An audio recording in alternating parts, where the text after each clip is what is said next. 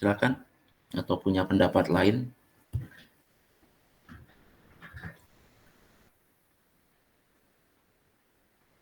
Silakan.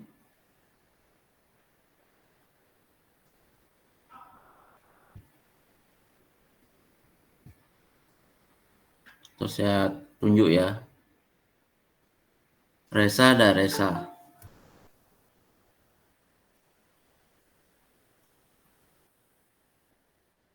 Ya, gimana Sa?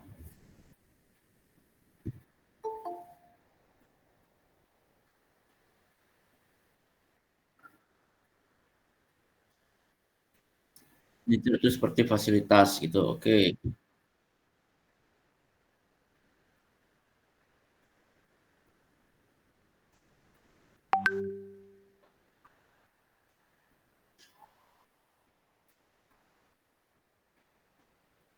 Oke.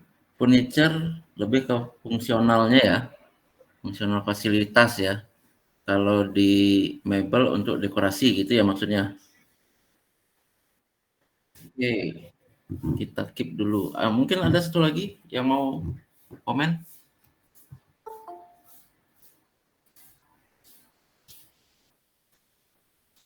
Kusuma Wardania.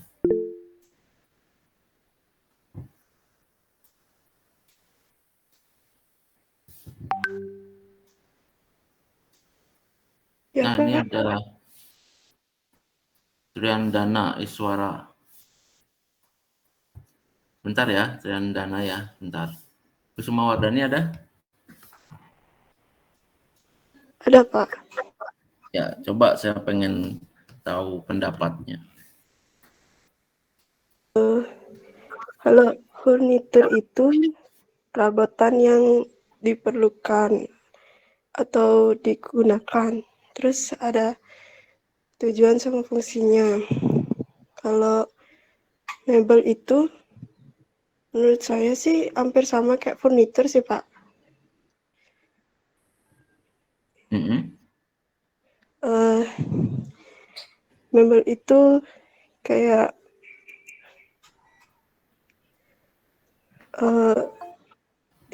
sama, punya fungsi sama tujuan kayak furnitur, kalau menurut saya.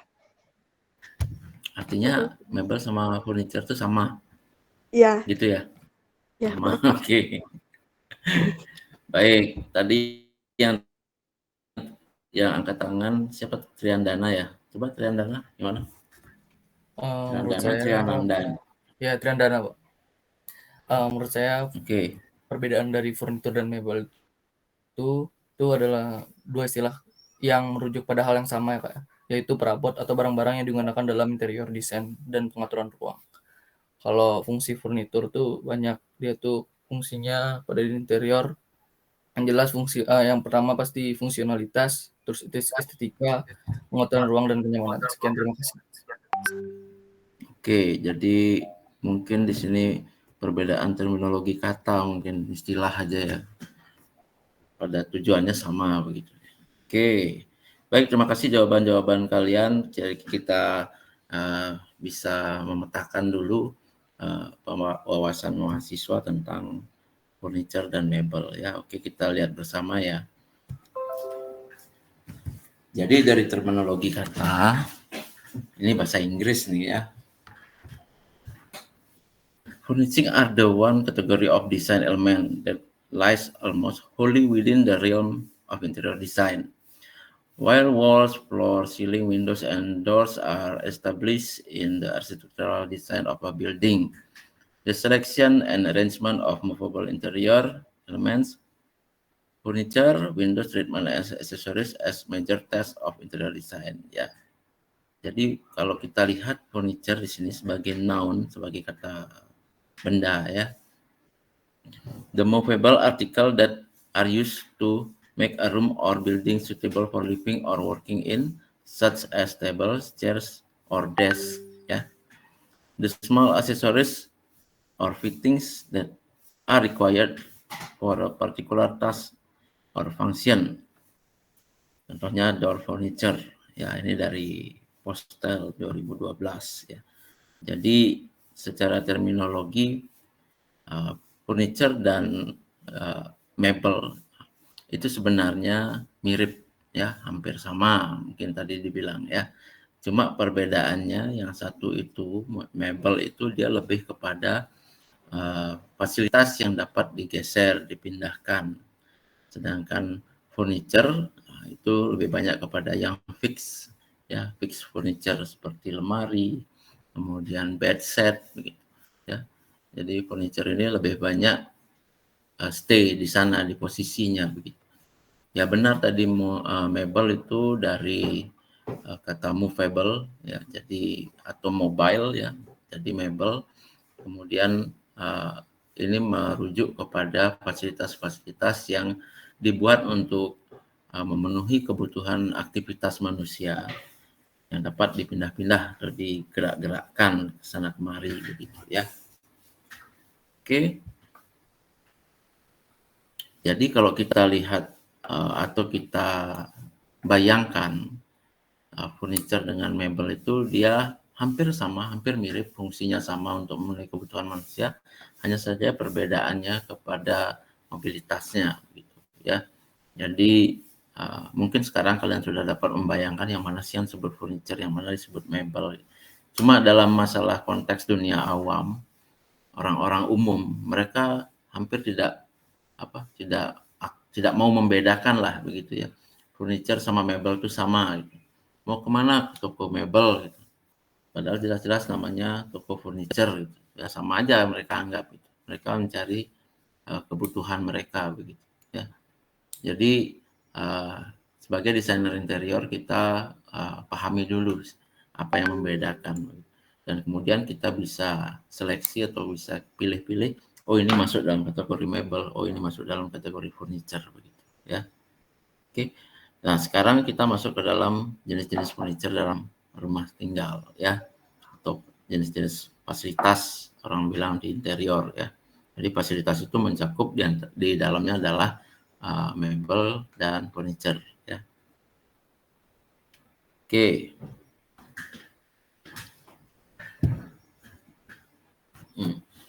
Nah, jadi ini kalau kita lihat dari bahasa Indonesia, menurut Kadir 2015, mebel atau furniture adalah perlengkapan rumah yang mencakup semua barang seperti kursi, meja, dan lemari. Mebel berasal dari kata movable, artinya bisa bergerak. Pada zaman dahulu, meja, kursi, dan lemari relatif mudah digerakkan dari batu besar, tembok, dan atap. Jadi, kembali lagi garis bawahnya adalah movable itu ya.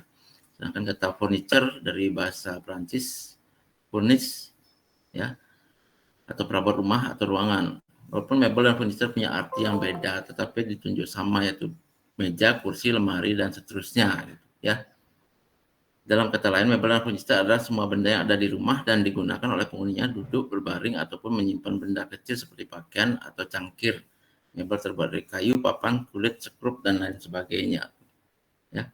Jadi di sini yang dirujuk oleh furniture atau mebel itu semua fasilitas yang ada di dalam suatu bangunan yang kemudian digunakan sebagai alat bantu mereka dalam melakukan berbagai aktivitas, baik aktivitas itu yang ringan, berat, santai, sibuk, segala macam ya, dan juga untuk penyimpanan gitu ya. Nah, kategori furniture menurut Postel 2012 yaitu pertama adalah fasilitas penyangga tubuh manusia atau human body support ya.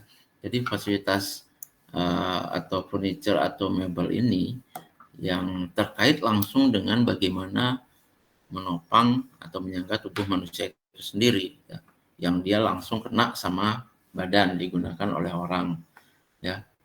Jadi human body support istilahnya.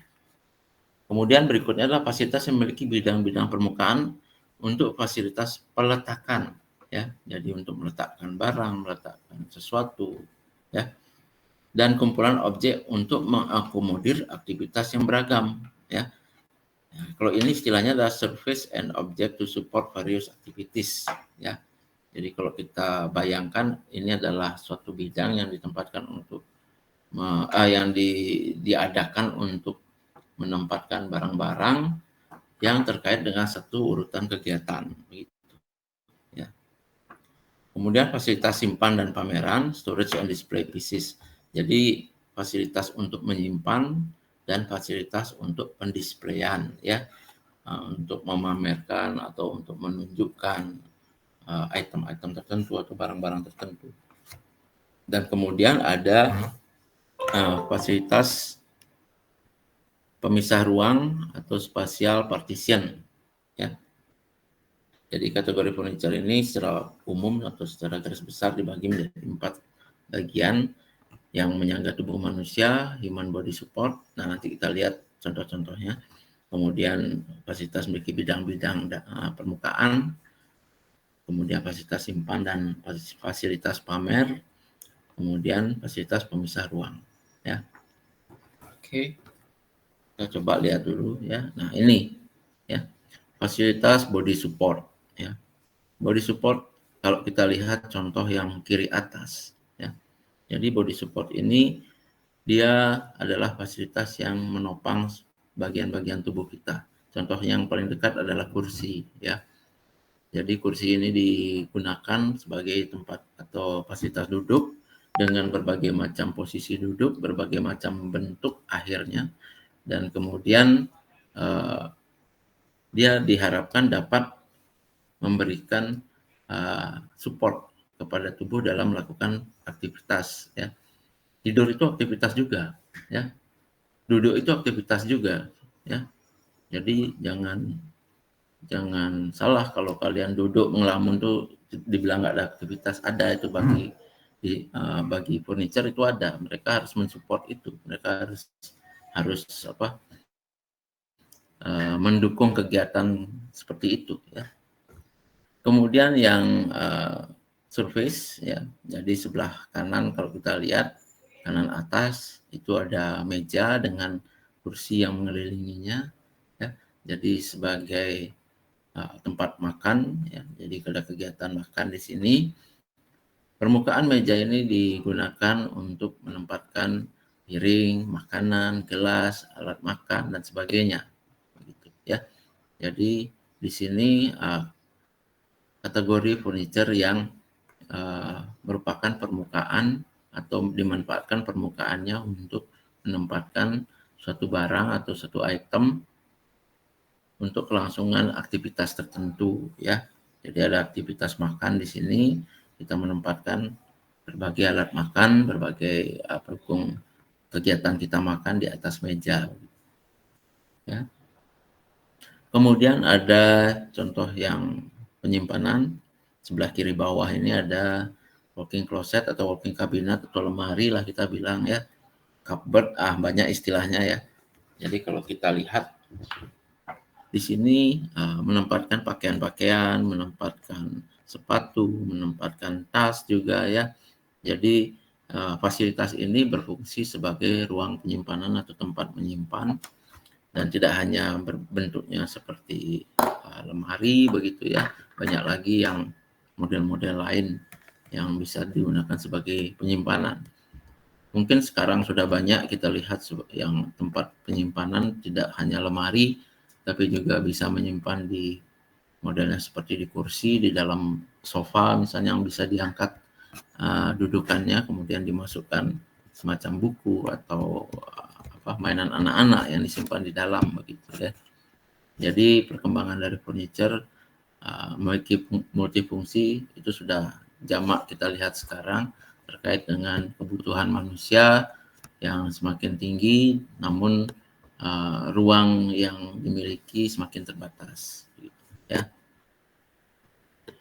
Berikutnya kita lihat di sebelah kanan ini ada fasilitas display ya, jadi fasilitas yang memang digunakan sebagai pendisplayan, sebagai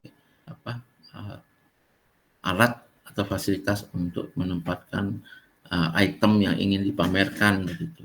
Namun kita lihat juga di sini dia fungsinya atau penempatannya juga sebagai pembatas ruang ya. Jadi seringkali digunakan rak display sebagai pembatas ruang. Jadi sekaligus dia membelah atau membagi ruangan sekaligus juga sebagai fasilitas untuk pamer begitu ya. Jadi ini multifungsi juga ya. ketika kita memikirkan satu solusi dengan dua manfaat kan sangat bagus jadinya begitu.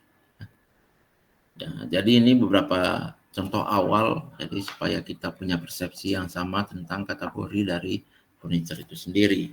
Ya. Oke. Nah ini kalau jenis furniture menurut Ching dan Binjeli 2012 ada fasilitas duduk. Nah ini residential seating ya.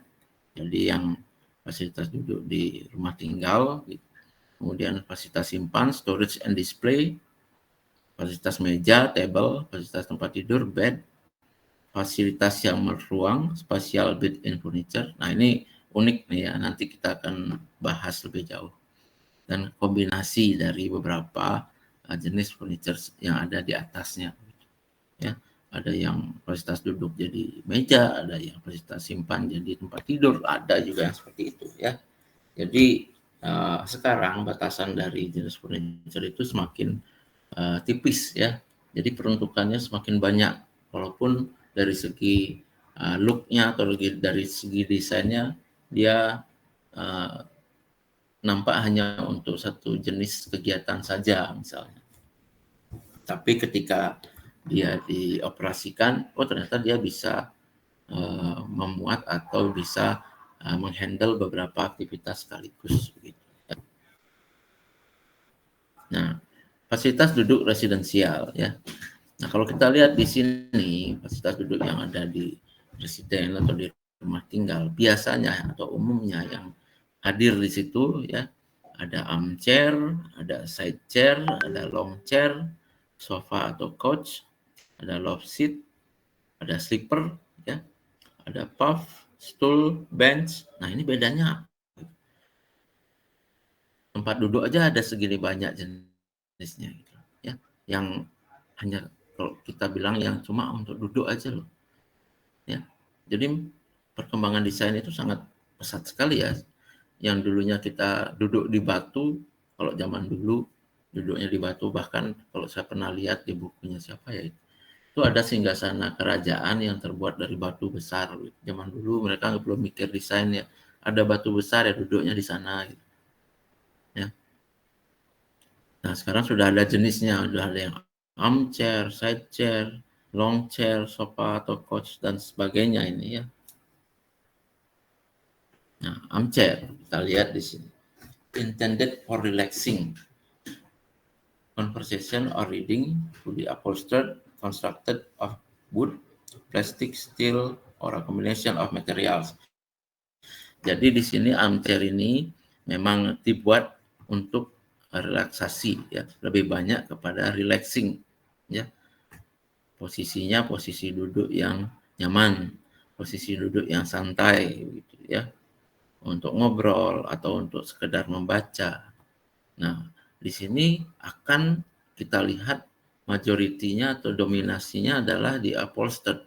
Jadi dia lebih banyak dibungkus untuk memberikan kenyamanan yang lebih baik begitu ya.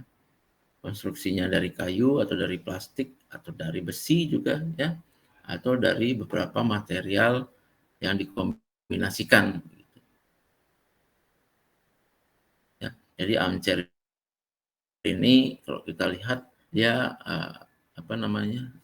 keharusannya atau kewajibannya adalah namanya juga armchair ya, dia punya tanganan ya,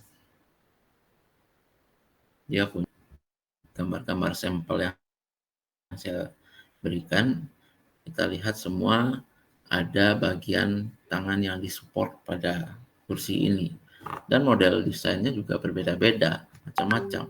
Ini menunjukkan bahwa sangat fleksibel sekali bagaimana kita bisa mensupport tangan begitu ya. Jadi mau bentuknya melandai, ada bentuknya menurun, bahkan ada yang menanjak sedikit, ada yang lengkung ya. Dan tentunya ini sudah dipertimbangkan oleh para desainernya sendiri untuk dapat menciptakan armchair yang nyaman digunakan ya. Oke. Kemudian ada side chair ya, usually lighter and smaller than armchair, upright backs for dining and studying.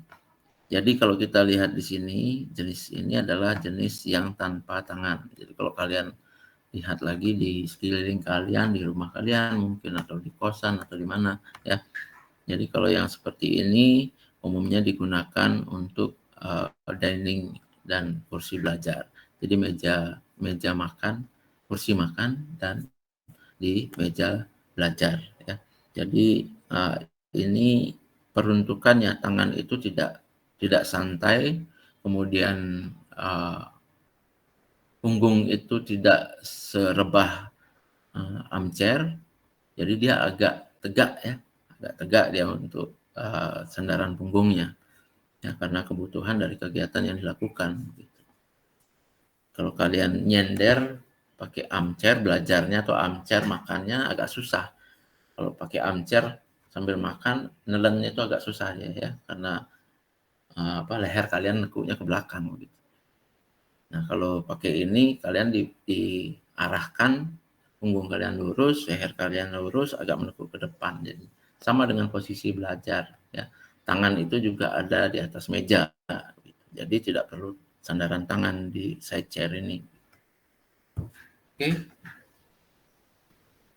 Kemudian ada long chair. Nah, long chair ini for relaxing in semi reclining position ya. Jadi semi reclining, semi rebah dia ya. Often adjustable ya, jadi terkadang ada juga yang bisa di adjustable, yang disesuaikan tingkat kemiringannya ya. Should be easy to get into and out of, jadi gampang diakses dan gampang keluar gitu ya. Jadi tidak perlu usaha berlebih ketika kita mau rebahan di sana kemudian bangun lagi ya. Neither too low nor too short, jadi enggak terlalu pendek atau enggak juga terlalu lembut begitu ya. Should provide proper back support. Jadi yang diwajibkan di sini di jenis kursi long chair ini adalah back support atau support untuk punggung kalian ya. Jadi support punggung ini menjadi checklist yang penting ya. Harus nyaman, harus posisinya tepat untuk bisa memberikan posisi duduk yang semi reclining ini ya, semi rebahan ini. Kalau kita lihat contoh-contohnya enak sekali ya long chair ini. Jadi posisinya orang-orang santai aja, ini nggak mikir utang gitu ya. Jadi kalau yang nggak punya utang boleh punya kursi ini karena ini akan membantu kalian rileks gitu ya. Oke. Kemudian ada sofa atau couch ya. Design for sitting of more than 2 people ya. Jadi dibuat untuk lebih dari 2 orang. Generally upholstered, curved, straight or angled, with or without arms ya. Jadi kalau kita baca deskripsinya di sini, secara umum dia dibungkus ya dengan kain upholstery ya, dengan material upholstery. Curve ini tidak nyiku ya, dia ada lengkung-lengkungan, ada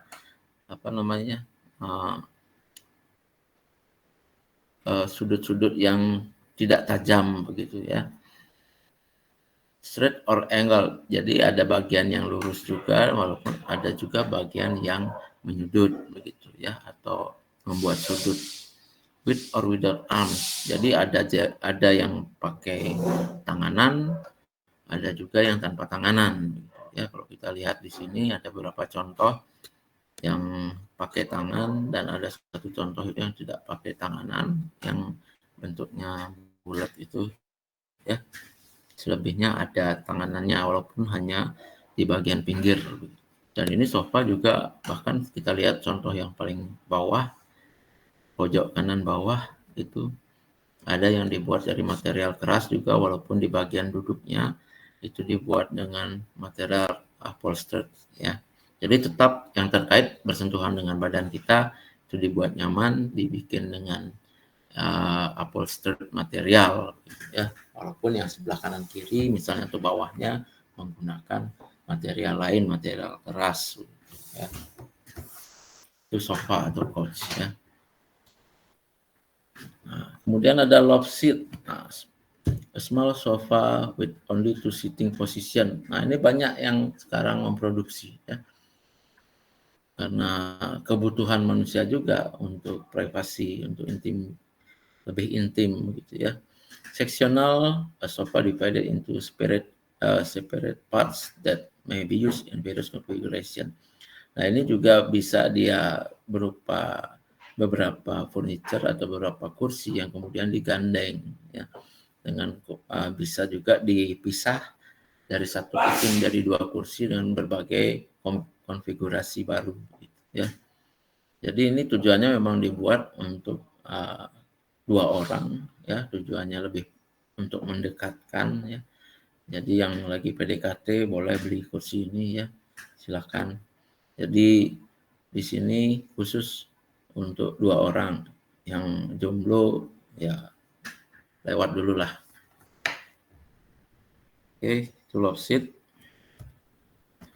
Nah, kemudian ada sleeper. Nah, sleeper ini adalah sofa designed to be transformed into a bed. Kalau di kita di Indonesia sendiri khususnya populernya adalah sofa bed namanya ya. Jadi sofa yang ketika ditekuk bagian punggungannya itu bisa menjadi sofa, tapi ketika direbahkan dia bisa menjadi tempat tidur atau bed. Dan bahkan sekarang sudah ada yang sampai bisa menarik kakinya, bagian kakinya, kemudian ditambahkan, dikeluarkan tambahan dudukan atau tambahan alas dari bawah, begitu ya, seperti yang pojok kanan bawah gambarnya. Nah, ini desainnya juga macam-macam sekarang, sangat banyak variasi desainnya ya. Jadi kalau kalian sempat main-main ke misalnya ke Deko Rumah, ke Atria atau ke IKEA, mungkin ke Informa gitu ya. Banyak kalian akan temukan model-model sofa bed atau sleeper yang seperti ini ya. Jadi ini fungsinya memang multifungsi. Jadi sebagai sofa, kalau misalnya paginya atau siangnya itu jadi sofa di ruang keluarga misalnya. Tapi ketika malam, kalau memang mungkin kalau ada tamu datang, kemudian kita tidak punya spare ruangan, nah itu bisa dijadikan tempat tidur begitu ya. Kalau ada tamu menginap misalnya, atau keluarga menginap. Jadi ini multifungsi sifatnya ya. Nah, ini yang membedakan antara puff, stool, bench. Ya. Jadi kalau puff itu dia umumnya fully upholstered bodinya ya. Jadi dari dudukan sampai kakinya dia itu umumnya terbungkus semua ya. Terbungkus semua dia. Kemudian stool itu masih bungkusnya itu hanya di bagian tempat duduk ya. Kakinya itu masih bisa kita lihat material lain misalnya. Kemudian bench ini adalah stool panjang ya. Jadi kalau kita lihat bench ini dia tidak punya tanganan, tidak punya punggung. Jadi dia bentuknya seperti bangku ya. Ya bangku itulah bench. Jadi kalau kita lihat di taman-taman ya, taman di ini misalnya di Lumintang atau di mana ini banyak ada bench ya, bench besi, bench kayu ya. Kemudian di bandara juga ada ya.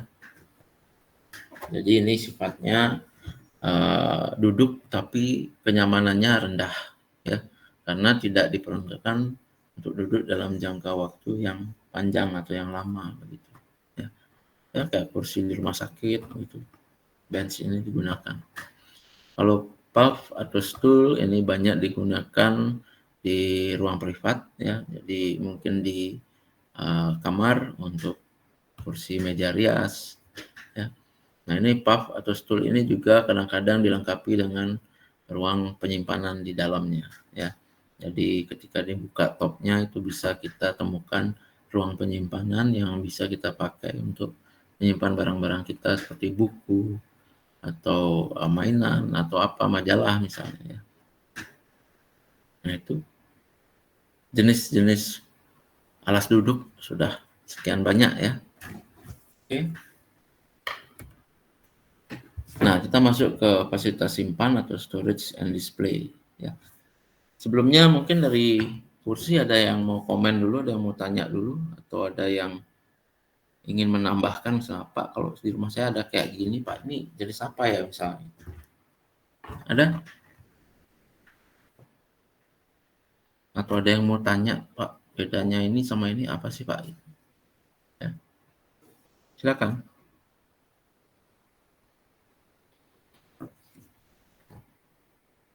Jadi harapan kita ketika kita menjelaskan jenis-jenis furniture ini, kalian lebih bisa memahami, bisa membedakan nantinya ya, yang mana yang digunakan untuk ini, mana digunakan untuk ini, tujuannya seperti apa pembuatannya.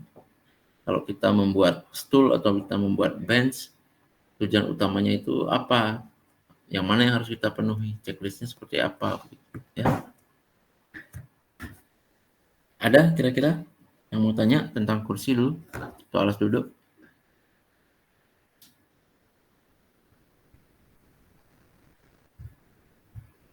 Nggak ada? Oke, kita coba lanjut dulu ya kalau gitu ya. Oke, masuk ke fasilitas simpan atau storage dan display.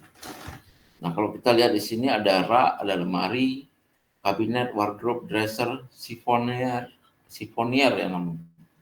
Ngomongin aja udah susah ya. Jadi apa sih bedanya? Oke, kita kupas satu persatu ya. Jadi kalau nanti kita disuruh, Pak bisa bikin rak, Pak? Oh bisa. Yang datang jangan lemari atau jangan wardrobe. Rak ya rak yang kalian bikin. Ya. Kalau kita lihat yang sebelah kiri tas, nah, ini yang putih ini ya. Nah, kalau di kita ini namanya lemari ya. Jadi kalau lemari ini biasa kita temukan di rumah tinggal atau rumah tangga ya. Jadi bentuknya seperti apa macam-macam ya. Jadi posisinya adalah dengan pintu ya. Lemari ini posisinya dengan pintu tertutup semua ya.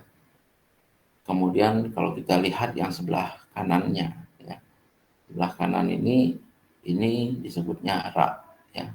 Rak terbuka dengan meja ini ya. Jadi ada bagian yang terekspos ya. Bagian-bagian yang untuk menempatkan material-material atau menempatkan item-item barang-barang yang tidak tertutup di sini ya. Kalau bedanya dengan lemari ini dia fully covered ya. Jadi tertutup benar dia ya. Kemudian kalau kita lihat yang sebelah kanan ini, nah, sebelah kanan atas ini disebutnya sifonier ya. Jadi kalau orang zaman dulu ya ini produk Victorian ya. Jadi pada abad tertentu entah itu 18 atau 17 itu ya.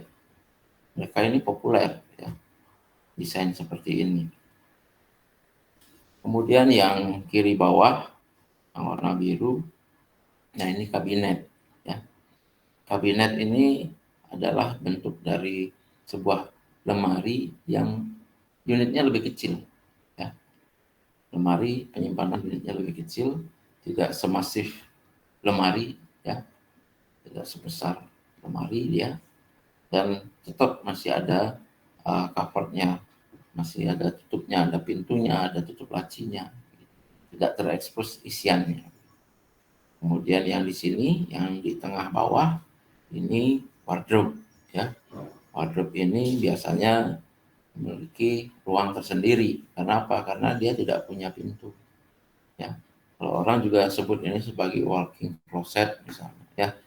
Dia ada di dalam sebuah ruangan khusus yang ruangan tersebut punya pintu sendiri. Jadi wardrobe ini tidak membutuhkan tutup atau pintu gitu ya. Kemudian yang sebelah kanan, nah ini disebutnya dresser. Jadi dresser ini bisa berfungsi sebagai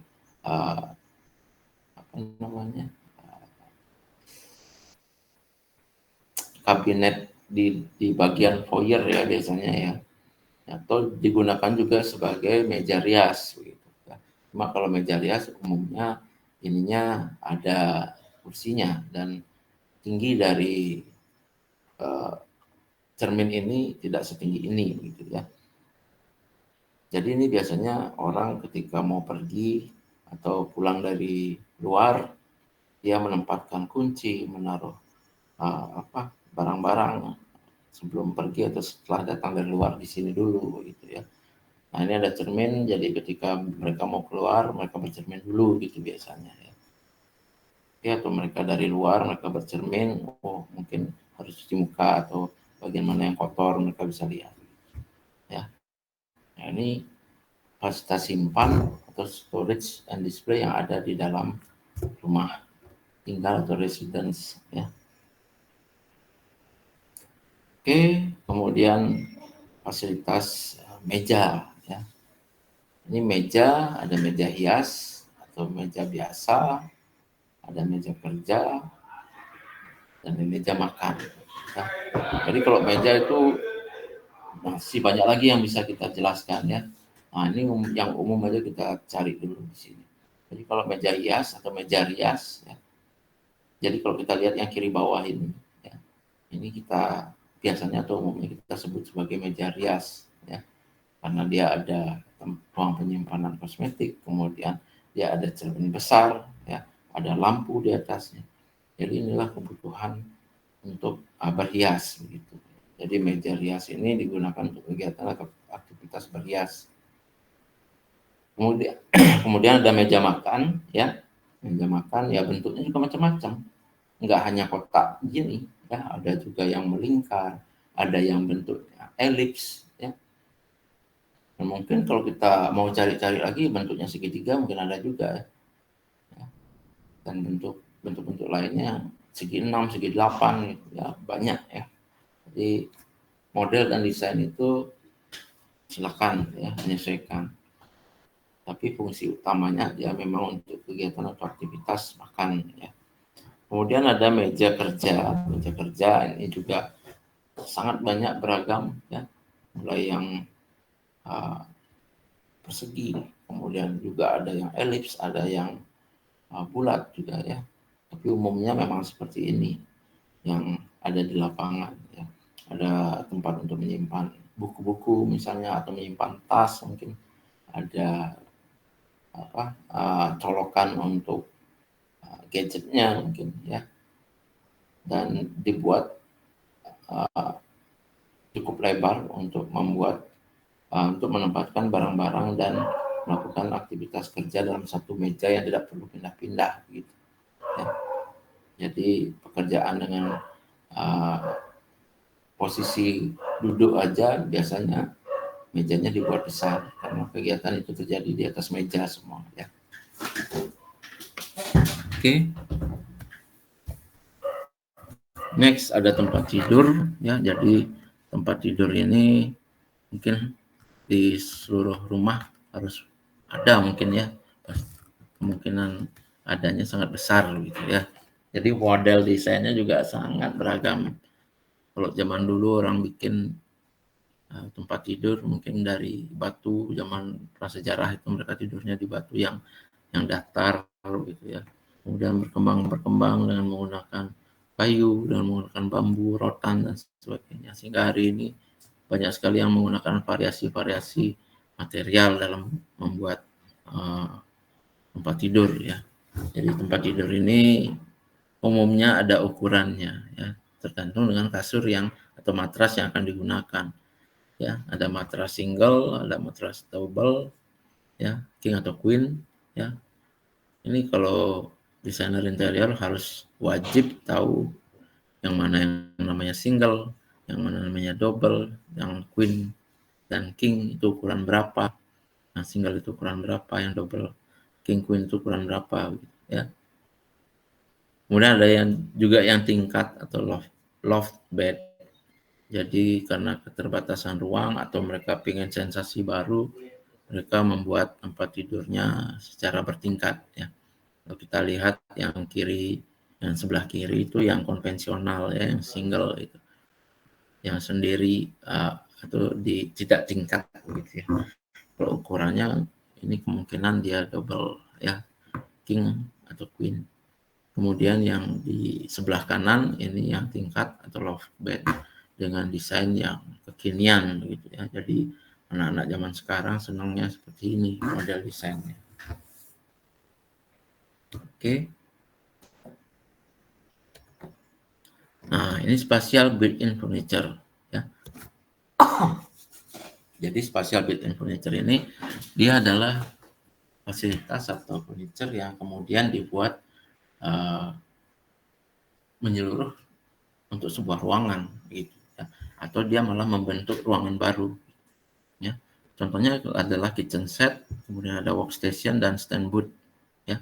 Jadi kalau kita lihat spatial built-in furniture ini, dia memanfaatkan luasan ruang yang ada ya. Atau dia membuat ruang baru yang dibutuhkan untuk kegiatan itu ya. Jadi kalau kita lihat di sini kitchen setnya yang sebelah kanan, ini kitchen setnya memang dibuat memenuhi bagian dinding ya. Dan ini kemudian membentuk ruang aktivitas memasak ya. Sepanjang dinding itu berbentuk L, itu ruang aktivitas memasaknya. Kemudian workstation-nya ya kita lihat di bagian kiri bawah. Ya, ini ada workstation yang dibentuk dari modular ya. Jadi modular 1 2 3 berapa nih? 4 5 6. Ada 6 meja ya yang membentuk ruang workstation. Jadi ini modul yang kemudian digandeng-gandeng, digabung jadi satu dengan isian 6 orang. Furniture ini kemudian membentuk satu ruang komunal gitu ya. Nah ini juga yang stand booth ini juga ya akhirnya membentuk ruang sendiri, ada batas-batasnya ya yang ditentukan dengan batas lantainya dan batas atapnya gitu ya.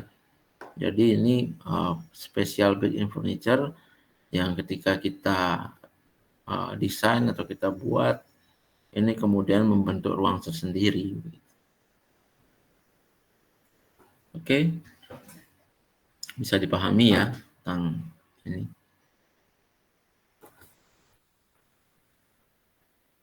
Nah, kemudian elemen desain furniture. Nah, itu tadi yang sudah kita bahas di furniture, jenis-jenis furniture, dan khususnya kerap kali kita temukan di rumah tinggal ya. Jadi coba kalian kembalikan memori kalian pada saat survei. Mungkin kalau nanti ada yang kalian temukan di luar itu silakan ya. Jadi saya hanya menyampaikan beberapa jenis saja. Jadi apakah itu nanti kalian temukan di lapangan atau kalian temukan yang lain di lapangan, monggo silakan ya. Jadi kita lanjut dulu ke elemen desain furniture. Jadi ada korelasi dengan kebutuhan dan aktivitas fungsionalitasnya. Korelasi dengan struktur dan konstruksi, korelasi dengan citra atau visualisasi desain. Jadi ini yang kemudian menjadi core dari bagaimana atau apa sih yang menjadi ini kita concern kita dalam mendesain furniture itu sendiri. Kita tidak boleh melupakan kebutuhan dan aktivitas. Nah, ini kalau kita lihat adalah aspek fungsional dari furniture itu sendiri. Harus ada kebutuhan yang menyebabkan dia ada dan ada aktivitas yang diayomi oleh furniture itu sendiri. Kita harus tahu juga struktur dan konstruksinya seperti apa ya. Jadi tidak serta-merta kita mendesain bentuknya kayak gini Pak. Nah konstruksinya seperti apa? Nggak tahu Pak, nanti biar tukang aja. Ya memang tukang akan lebih paham tentang itu, tapi kita setidaknya mampu membayangkan bahwa desain kita tuh bisa diwujudkan begitu. Ya. Kalau kita ngawur itu istilahnya membuat desain yang aneh, membuat desain yang out of the box ternyata tidak bisa diwujudkan ya itu hanya sekedar gambar gitu ya. Kemudian korelasi dengan citra atau visualisasi desain. Nah ini kembali lagi menjadi output akhir ya. Jadi orang lihat kadang-kadang furniture itu bukan dari segi fungsinya dulu ya, dilihat dari looknya dulu, dilihat dari desainnya dulu ya, estetikanya. Lucu ya kok kursinya kayak gini, padahal udah punya kursi puluhan di rumah misalnya. Beli gitu.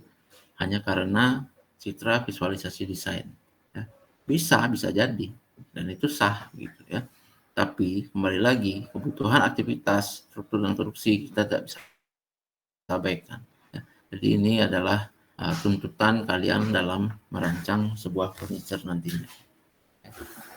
Nah, contohnya di sini adalah korelasi dengan kebutuhan dan aktivitas.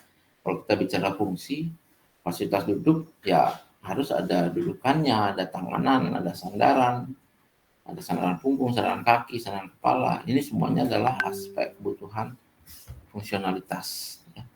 Kalau fasilitas simpan, display ada laci, ada rak, itu baik yang terbuka, tertutup. Kalau lemari ya tertutup, ya. Meja, ambalan, gitu, ya. Kemudian fasilitas tempat tidur, ada headboardnya, ya. Jadi ada bednya, ada alasnya, ya, ada dipannya, ya. Ada storage-nya juga kalau perlu. Rangka di dalamnya, kakinya, dan ketepatan dimensinya. Apakah king, queen, single, jangan sampai salah ketika kita bikin dipan atau bikin bed set. Ya. Orangnya punya kasur yang queen, kalian bikinkan yang king ukurannya. Ya jelas, nggak muat. Ya.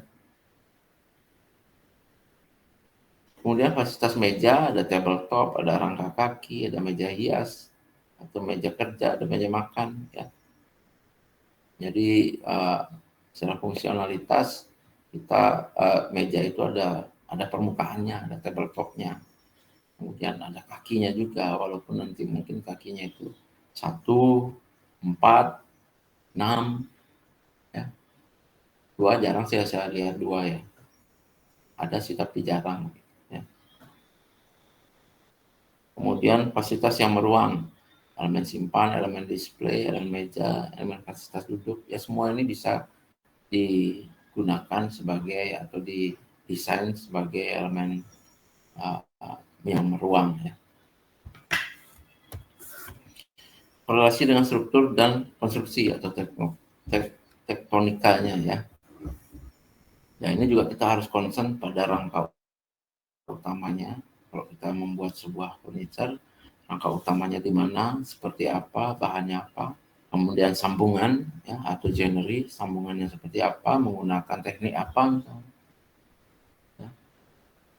Fixture-nya ada engsel, ada daun pintu, ada kunci, laci, ya, knob, handle dan sebagainya. Ya. Ada upholstery-nya, bahan dasar, apakah itu spon, dakron dan lain-lain. Ada bahan penutupnya, ada kain, bisa Oscar, suede, ya, atau kulit sintetis dan sebagainya. Ya. Ini yang terkait dengan struktur dan konstruksi nantinya. Ya. Kemudian korelasi dengan citra visualisasi desain. Bidang pakai fungsional, mayoritas atau minoritas. Nah, apakah ini mau menampilkan dominan fungsi atau dia hanya sekedar fungsinya hanya sekedar aja, dia hanya menampilkan look aja begitu. Ya. Kemudian bidang hiasnya juga apakah mayoritas atau minoritas. Kalau memang kita menggunakan gaya-gaya tertentu yang memang mewajibkan bidang hiasnya banyak, ya silakan. Tapi kembali lagi secara peruntukan apakah memang itu yang diharapkan gitu ya. Kemudian proporsi perbandingan dengan setiap elemen furniture, contohnya kepala, badan, kaki ya. Jadi kalau kita bikin furniture itu proporsi itu tetap kita harus lihat ya. Jangan sampai furniture kalian itu besarnya di kepala aja, kakinya kecil gitu. Atau besarnya di badan aja, kepalanya kecil, kakinya kecil. Proporsi ini tetap akan memberi aspek estetis ya, visualisasi desain kalian. Kalau memang proporsional dan bentuknya oke, bentuknya seimbang begitu, tentunya secara visual itu akan nampak baik ya. Kemudian komposisi, simetris, asimetris, modular, organik dan sebagainya. Nah, ini juga menjadi concern dari bagaimana perancangan desain, apakah kita akan membuat desain itu simetris kanan kiri sama besar, atas bawah sama tinggi misalnya begitu ya, atau asimetris. Asimetris ini juga kadang-kadang adalah simetris yang tidak beraturan begitu ya. Jadi kalau asimetris banget juga akan agak aneh juga begitu. Kemudian apakah dia modular, yang satu modul bisa digandeng dengan modul lain atau digandeng dengan banyak modul lainnya, begitu ya. Organik bentuknya tidak mengikuti geometrik, ya, organik itu bebas, dia bentuknya tidak semasih, dia bisa menjadi atau bisa mengikuti apa tujuan dari dibuatnya furniture tersebut. Ya, berkorelasi dengan citra atau visualisasi desain. Ya, oke, wah habis ya. Jadi untuk jenis-jenis furniture mungkin itu dulu yang bisa saya sampaikan. Jadi kita sudah bahas tentang berbagai jenis furniture yang kemungkinan kalian bisa temukan di rumah tinggal dan bagaimana korelasi-korelasi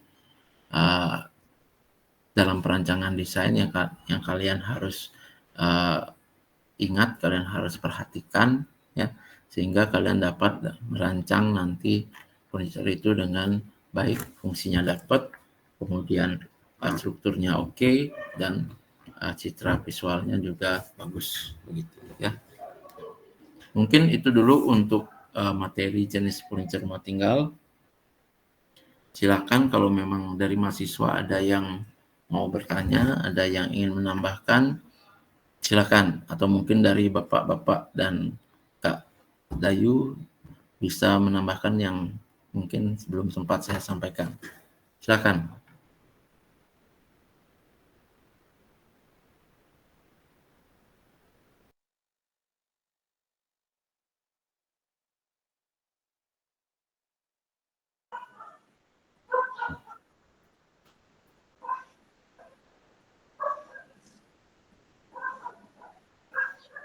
Ya, Pak Oyan mungkin minta tambahan Pak Yan atau Pak Eka, silakan. Lanjut aja dulu Pak tadi. Sepertinya sudah apa yang Pak Dodi sampaikan sudah lengkap ya terkait dengan materi hari ini.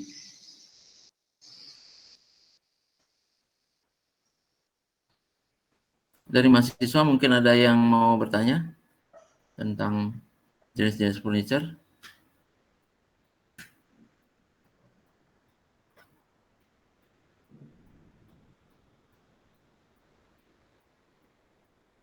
Nggak ada? Oke, mungkin nanti ya kita lanjut dulu ke materi berikutnya, ya, materi yang seharusnya hari ini. Oke, izin saya ganti PPT dulu.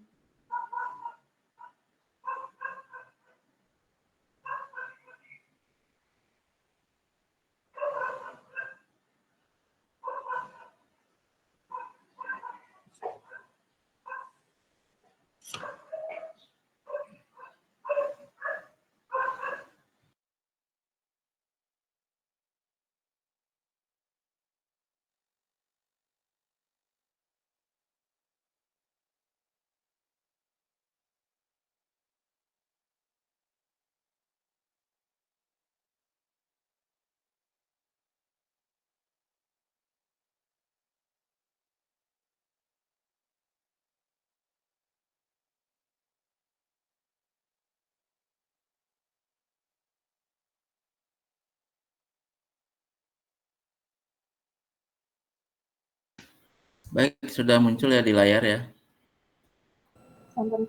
Sudah. Oke, kita lanjutkan dulu untuk aspek pertimbangan desain furniture ya. Nah, prinsip-prinsip dalam desain furniture ya. Jadi prinsip dasar pada desain mebel adalah bentuk desain memiliki prinsip dasar yang jelas, didasarkan pada konsep bentuk yang disesuaikan dengan fungsi dan aktivitas pemakai, kesesuaian bahan yang dipilih, sistem konstruksi yang benar, serta pemakaian bahan finishing yang tepat. Nah, ini lanjutan dari yang tadi ya, yang aspek-aspek yang harus kita pertimbangkan dalam merancang. Demikian juga mengenai volume, besaran, dan dimensi ukuran dan standar yang ergonomis dan antropometris. Nah, poin kedua ini yang akan saya sampaikan pada materi berikut. Ya. Kemudian kita lanjut dulu memperhatikan pengertian detail atau profil, pemilihan jenis aksesoris dengan teliti disesuaikan dengan gaya atau style desain tersebut dalam upaya menghasilkan desain fungsional, ergonomis, dan estetis. Ya. Jadi tidak serta-merta kalian membuat desain furniture itu langsung jadi tanpa ada pertimbangan-pertimbangan yang sudah saya sampaikan sebelumnya. Ya. Mungkin secara imajinatif bisa aja, tapi kemudian ketika kita wujudkan, nah itu kemungkinan akurasi kenyamanannya, akurasi estetisnya kemungkinan akan rendah, begitu ya, karena tidak melalui aspek review dulu ya. Jadi kita harus review dulu tentang banyak hal di sini ya, apalagi itu terkait dengan furniture yang memang dia itu langsung digunakan oleh manusia, yang secara penggunaan dia menyentuh bagian badan manusia itu sendiri, gitu, ya. Oke, jadi ini saya skip aja dulu, nanti kita bicara ini belakangan di metode ini ya. Nah, ini yang ingin saya sampaikan, aspek manusia pada perancang furniture. Ya. Manusia itu akan selalu menjadi titik tolak dari perancangan. Ya.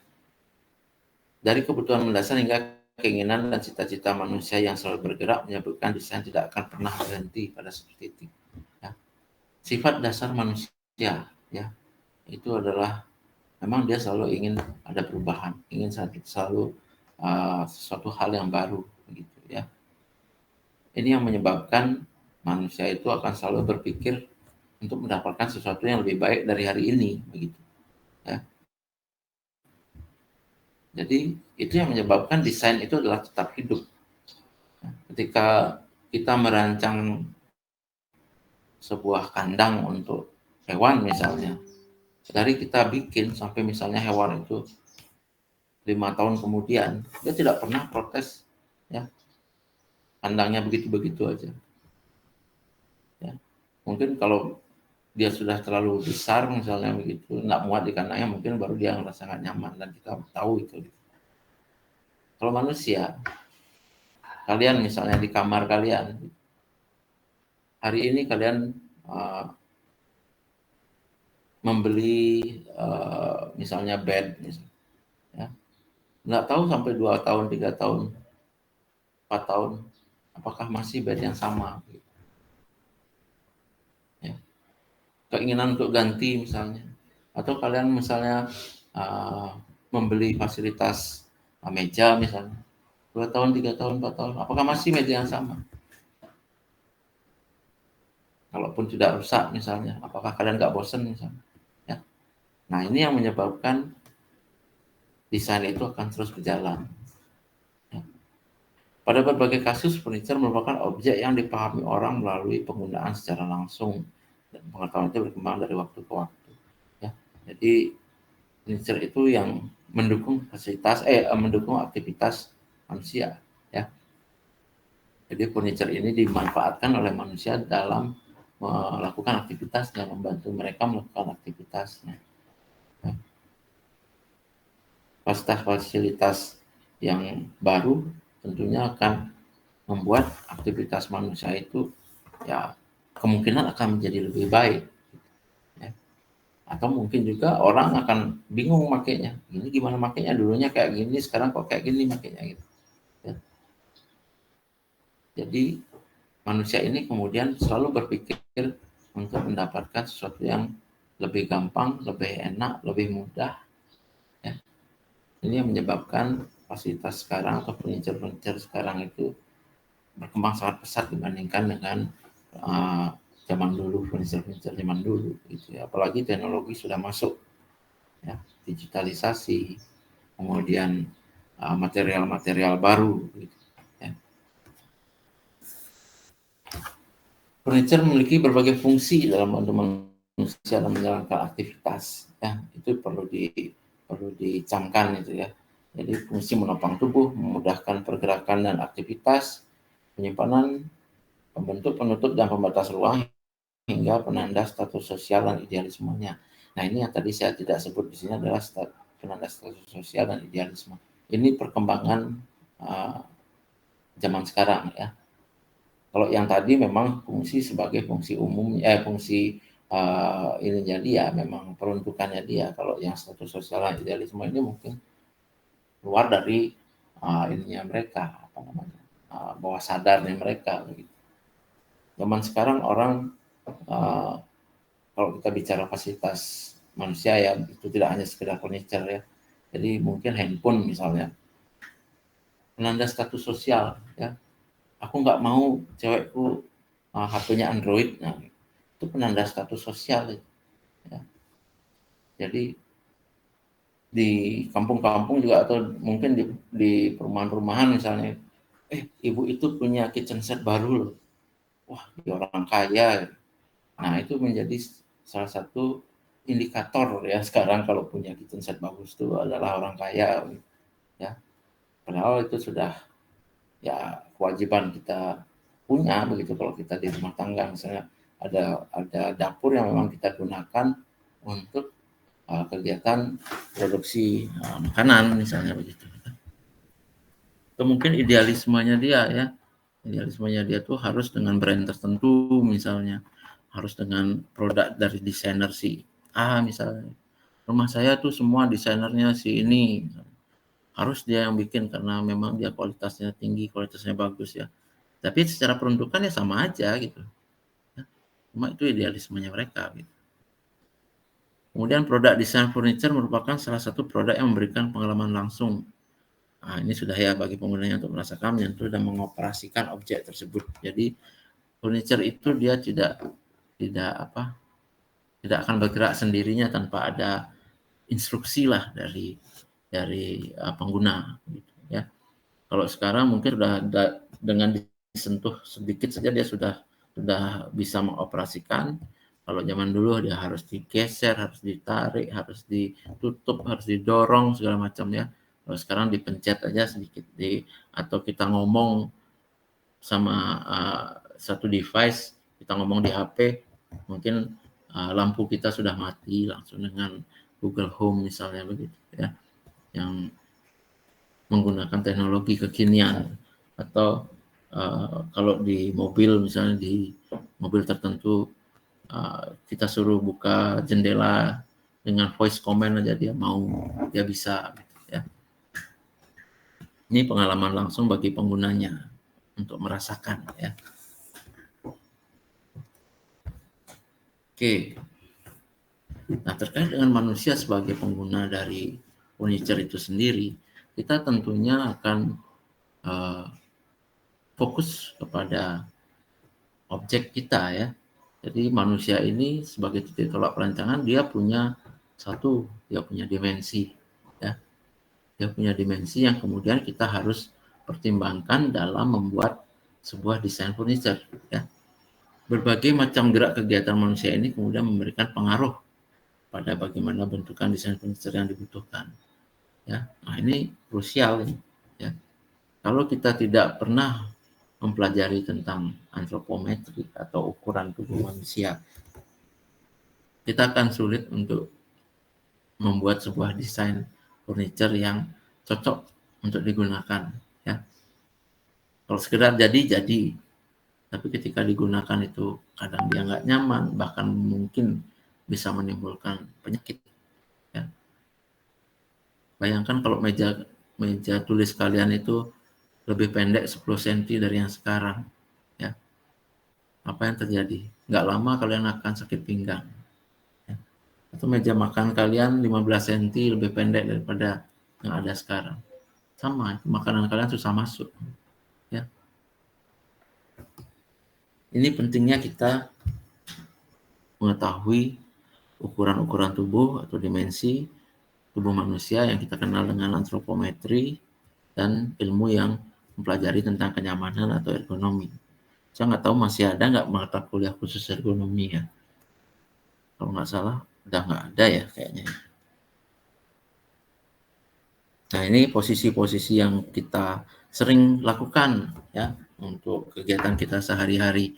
mulai dari tidur, kemudian berdiri, menjangkau bagian atas, duduk, ya, berbicara, kemudian belajar, menyetrika, memasak, bermain piano, menjahit, ya, apalagi itu ya, banyak ya. Nah ini kalau di human dimension atau di arsitek data itu sudah ada ukuran-ukuran umum, ukuran general ya, yang bisa kita lihat seperti misalnya tinggi dudukan yang nyaman untuk kegiatan belajar misalnya itu ada di posisi 440 cm ya. Kemudian tinggi meja belajar ya yang nyaman atau yang ergonomis itu di 72,9 atau 73 cm ya. Kemudian jangkauan orang ini antara jangkauan atas ya. Ini antara 2,5 meter sampai 2,20 meter. Ini tergantung dari tinggi orangnya juga gitu ya. Kemudian posisi tidur kita yang panjang alas tidur kita itu antara 170 sampai 180 kalau perlu dibuat lebih no problem misalnya gitu ya. Ya ini banyak ini yang sudah tercantum di apa namanya arsitek data atau di human dimension ya. Jadi ini bisa kita gunakan sebagai rujukan. Kalau rujukan tentunya tidak langsung serta-merta dipakai ya, tapi kita harus compare juga dengan kondisi real di lapangan gitu ya. Jadi jangan sampai ketika kita ikuti ini ternyata penggunanya tidak sama dengan apa yang dicantumkan di buku ya berabe begitu ya. Contohnya kalau misalnya di sini meja kerja, meja masak misalnya ya, meja kerja di kitchen set misalnya. Di sini disebut 75 sampai 85. Nah, ini akurasinya yang mana kita akan pakai? Apakah yang 85 atau yang 75? Tentunya kita harus survei penggunanya siapa. Ya. Jadi kita lihat kenyamanannya mereka, posisi tangannya mereka di mana. Ya. Itu gunanya kalian survei. Jadi kita bisa tentukan range antara 75 sampai 85 ini, oh adanya di 82 misalnya. Nyamannya di 83 misalnya. Jadi dari sana kita bisa sesuaikan dengan siapa yang akan menggunakan nantinya. Tapi kalau orangnya agak tinggi, kelasnya orang Eropa misalnya begitu ya, mungkin dia di 85 tinggi counter table-nya begitu ya. Nah, ini berbagai macam gerak kegiatan manusia memberikan pengaruh bagaimana bentukan desain penyetir yang dibutuhkan khususnya dari ukuran atau dimensinya ya. Nah, ini yang saya bilang tadi, tidak hanya pergerakan dan aktivitas manusia saja yang menjadi penentu wujud furniture, aspek sosial seperti sejarah, budaya, hingga pekerjaan dan status sosial juga turut menentukan. Jadi, bentukan atau output akhir desain kita itu, yang seperti apa sih yang diinginkan oleh klien? Ya, kayak gimana sih hasil akhir yang mereka mau?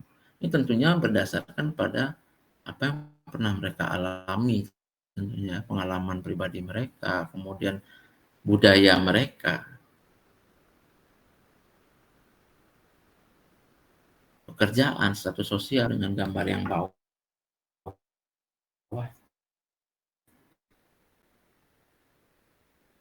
Ingin menunjukkan bahwa mereka berstatus sosial tinggi, ya. Mereka suka yang berkilau begitu, kemudian yang banyak unsur dekoratifnya, yang bercahaya, bling-bling, begitu. Penuh dengan corak. Ya. Kemudian yang di bawah kita lihat, nah ini ada sebuah ruangan yang cukup putih aja. Ya. Kemudian dominasinya juga putih, aksennya hanya hitam. Ya. Secara fungsi ya sama-sama aja. Fungsinya memang, peruntukannya memang sudah diayomi, sudah diwadahi begitu. Kegiatan yang ada di dalamnya. Ya. Tapi kemudian dari segi tampilan akhir kita bisa melihat perbedaan yang mencolok. Begitu. Ya. Nah, ini tentunya kembali lagi pada selera masing-masing, kepada budaya masing-masing, status sosial yang ingin ditampilkan, ya. Jadi ya sah-sah saja kalau mereka mau yang seperti itu begitu ya. Kembali lagi pada pengguna ya. Nah, ini juga kalau kita lihat bentukan akhir atau output akhir dari sebuah desain ya. Mereka juga melewati masa-masa tertentu atau zaman-zaman tertentu, era tertentu. Era barok, rokoko, Victorian, Art Nouveau ya. Banyak menampilkan unsur-unsur dekoratif yang kemudian ini menjadi tren di masanya ya. Bentuk-bentuk yang organik, bentuk melengkung itu kita temukan banyak di masa-masa itu ya. Beda halnya dengan zaman yang sekarang yang lebih ke modern, futuristik malah mungkin nantinya ya. Nah, ini mereka menganalogikan sebuah kursi ya, bentuk binatang kepada sebuah kursi dengan bentuk-bentuk geometrik ya, simetris kanan kiri, bentuknya geometrik persegi ya, menyudut begitu ya. Jadi bentuk-bentuk lengkung itu hampir kita tidak temukan di gambar yang kanan bawah ini ya. Fungsi menjadi salah satu aspek utama yang menjadi perhatian ya dibandingkan dengan unsur dekorasi ya. Kemudian dari segi material juga ya, material yang digunakan adalah material yang lebih ringan, kemudian dia fabrikasi ya, itu lebih banyak digunakan pada furniture masa kini gitu. Nah, pertimbangan ergonomis. Jadi kalau kita bicara pertimbangan ergonomis ya tentunya kita bicara masalah kenyamanan. Kata ergonomi berasal dari bahasa Yunani yaitu ergon dan nomos. Ergon artinya adalah kerja, sedangkan nomos artinya aturan. Ya. Kalau kita bicara terminologi, ergonomi merupakan suatu peraturan mengenai bagaimana hubungan manusia dan fasilitas. Ya, hubungan manusia dengan fasilitasnya yang digunakan dalam melakukan kerja atau aktivitas. Ya. Termasuk sikap dan pola kerja. Ya. Ilmu ergonomi mempelajari tentang interaksi hubungan manusia dengan sistem kerjanya. Ilmu ekonomi yang dimaksud adalah berkaitan dengan ilmu faal, anatomi, psikologi, fisika, dan teknik yang mempertimbangkan keserasian manusia dan pekerjaannya. Ya. Saya hanya bahas tipis-tipis saja ya tentang ergonomis karena seharusnya mata kuliah itu ada sendiri ya. Oke. Nah, secara umum tujuan dari penerapan ilmu ergonomi antara lain adalah untuk meningkatkan kesejahteraan fisik dan mental melalui upaya-upaya pencegahan kecelakaan kerja yang dapat berakibat cedera ataupun penyakit akibat kerja. Nah ini ya, kalau kita salah dalam melakukan aktivitas, posisi kita nggak benar, dan fasilitas yang kita gunakan itu secara dimensi, secara material, itu tidak sesuai dengan peruntukan aktivitas kita. Nah itu akan menyebabkan atau rentan berpotensi menyebabkan kita itu ada cedera, penyakit akibat kerja, dan sebagainya. Begitu ya. Kita kan nggak mau seperti itu. Ilmu ergonomi digunakan untuk menurunkan beban kerja fisik dan mental. Nah ini juga selain secara fisik, secara mentalitas juga ergonomi itu membantu untuk mengatur agar tetap terjaga begitu ya. Penerapan ergonomi dapat meningkatkan kesejahteraan sosial melalui peningkatan kualitas kontak sosial dan mengkoordinasi kerja secara tepat. Dan efek dari penggunaan ergonomi yang benar itu adalah kualitas hidup kita akan menjadi lebih baik begitu ya. Bekerjanya itu dengan lebih benar, lebih tidak mudah lelah misalnya begitu ya, produktivitasnya meningkat ya. Dapat berguna untuk meningkatkan jaminan sosial baik selama kurun waktu usia produktif maupun setelah tidak produktif. Ya di saat kita masih bisa kerja, kita kerja dengan baik, dan di setelah kita kerja juga masih terjaga kualitas hidup kita begitu ya. Oke. Bentar ya.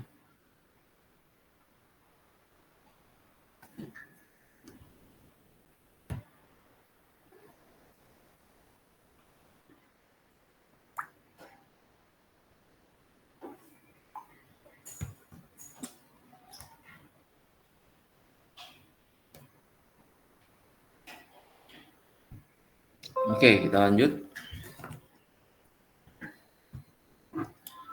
Nah, ergonomi dalam furniture.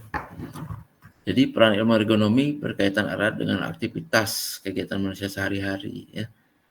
Untuk hal tersebut, maka dalam pembuatan furniture penting bagi desainer untuk mengetahui postur tubuh manusia di mana produk tersebut akan digunakan dan dipasarkan.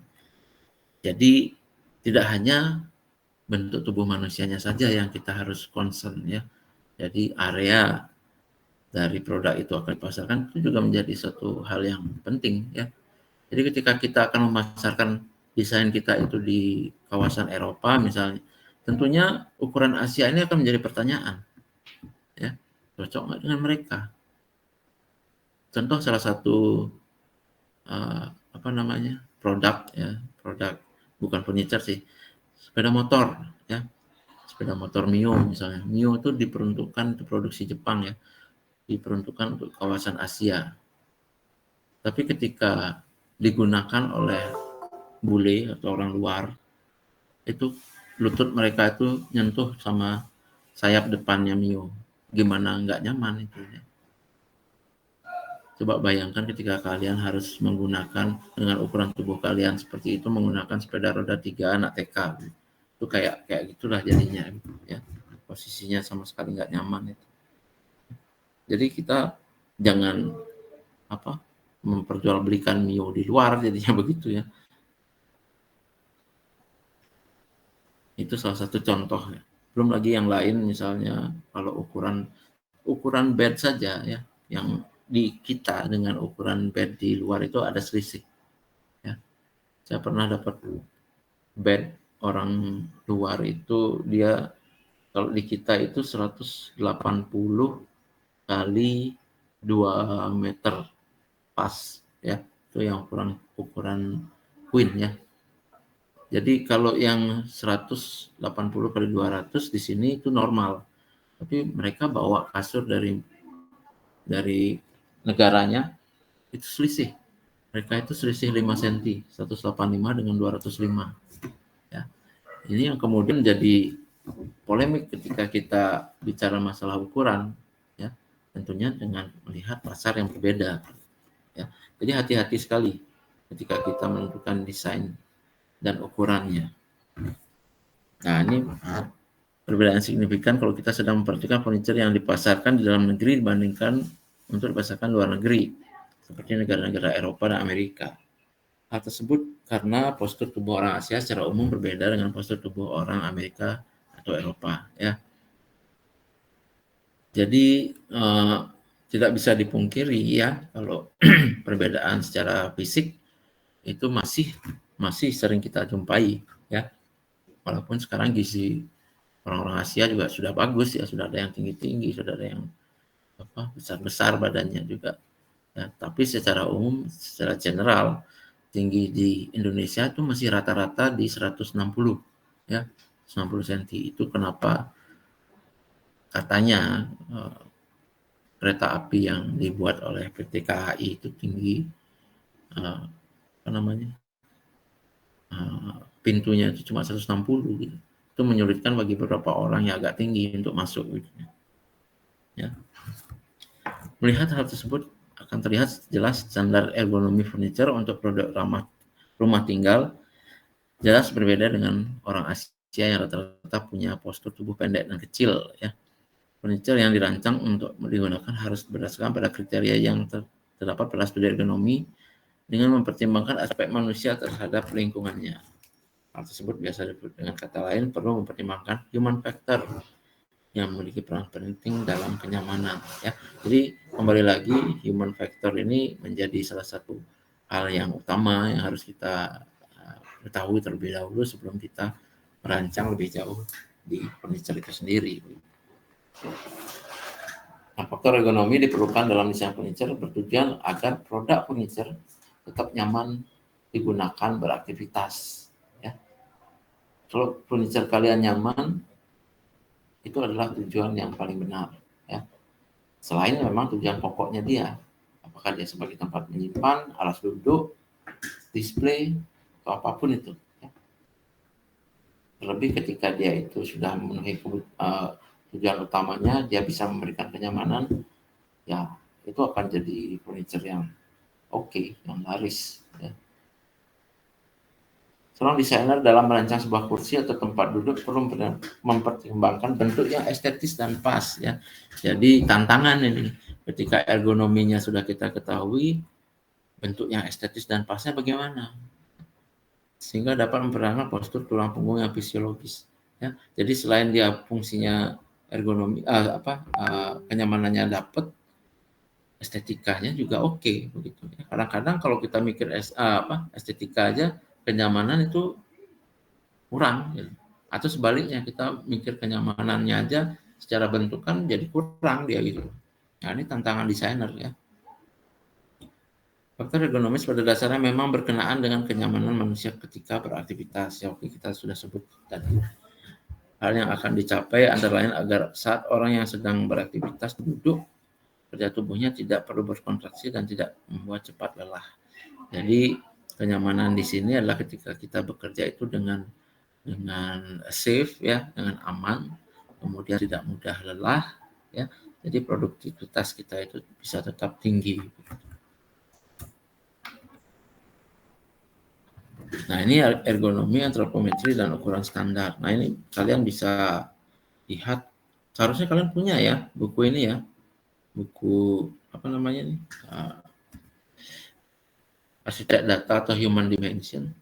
Ada yang punya buku ini? Saya punya, Pak. Punya, Cok ya? Yang belum punya Iya, siapa? punya. Banyak ya yang belum punya ya? Ini kitab suci kalian loh. Ya. Jadi ini akan sangat membantu kalian nanti dalam merancang ya, walaupun tidak serta-merta bisa kalian pakai gitu ya. Tapi ini rujukan bisa kalian gunakan untuk reference. Jadi ketika kita lihat tinggi meja berapa sih? Oh, kita lihat di situ ya antara 70 sampai 75 misalnya begitu. Ya, kita lihat di lapangan yang cocok berapa. Kalau nggak ada buku ini mungkin kalian pikir itu akan di 65 mungkin begitu ya, atau 60 mungkin ya. Oke, next dulu. Nah, antropometri berasal dari kata antro yang memiliki arti manusia dan metri yang berarti ukuran. Jadi antropometri ini merupakan studi ya tentang jangkauan tubuh dimensi manusia dari tulang, otot, dan jaringan adiposa atau lemak. Jadi, menurut Wignio Subroto 2008, antropometri adalah studi yang berkaitan dengan pengukuran dimensi tubuh manusia. Ya, ini yang menjadi garis bawah kita ya. Pengukuran dimensi tubuh manusia. Jadi bagaimana kita mengukurnya? Ini ada gambar di kanan ini yang bisa kita lakukan untuk bisa mendapatkan dimensi atau antropometri dari tubuh manusia itu sendiri ya. Jadi data ini kemudian digunakan untuk keperluan perancangan tempat kerja misalnya, fasilitas kerja misalnya, atau desain produk ya. Desain produk itu biasanya memang langsung menyentuh pada bagian tubuh manusia ya, agar diperoleh ukuran-ukuran yang sesuai dan layak dengan dimensi anggota tubuh manusia yang akan menggunakannya ya. Jadi kita ukur bagian-bagian tubuh manusia, kemudian dia menjadi data yang kemudian apalagi ini ya furniture-nya adalah furniture custom misalnya ya, memang peruntukannya untuk orang tertentu ya, untuk si klien itu sendiri yang akan menggunakan. Jadi kita ukuran tubuhnya untuk bisa mendapatkan hasil yang lebih optimal dibandingkan dengan produk-produk massal ya. Itu yang membedakan furniture produk massal dengan furniture custom ya. Jadi ukurannya itu bisa disesuaikan dengan kebutuhan siapa yang memesan gitu, ya, custom. Jadi cenderung lebih mahal kalau memang custom karena mereka harus kerja lebih untuk mendapatkan ukuran yang diinginkan. Persentil antropometri. Sebagian besar data antropometri dinyatakan dalam bentuk persentil. Nah, ini lebih detailnya nanti di kuliah ergonomi sebenarnya ya.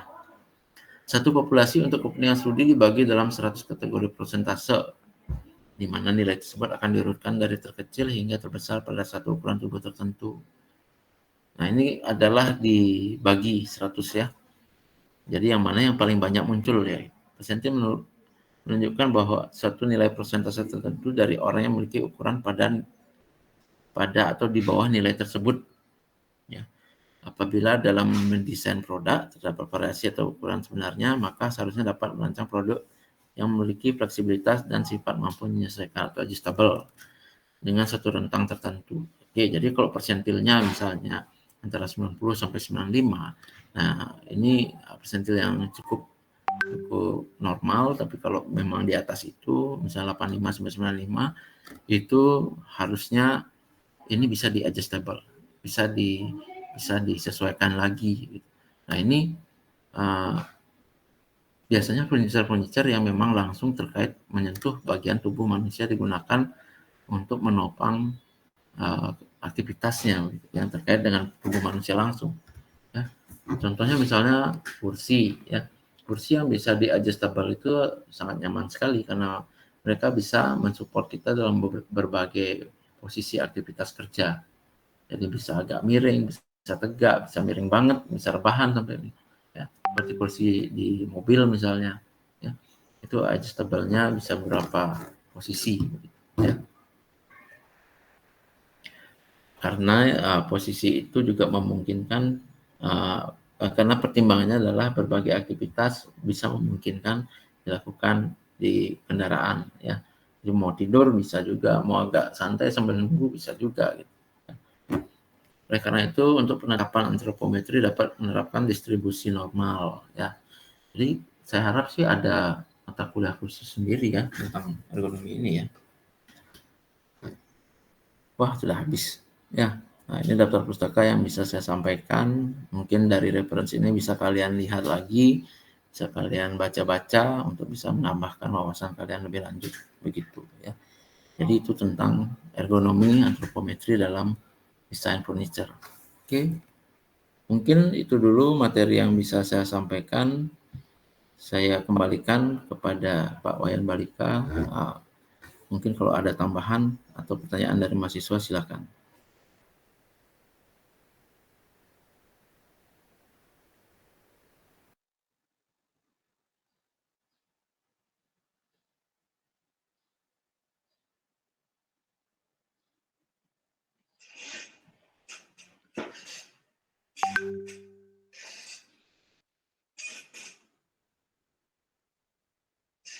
Silakan adik-adik. Kalau ada yang mau ditanyakan terkait dengan materi yang sudah disampaikan oleh Pak Dodi.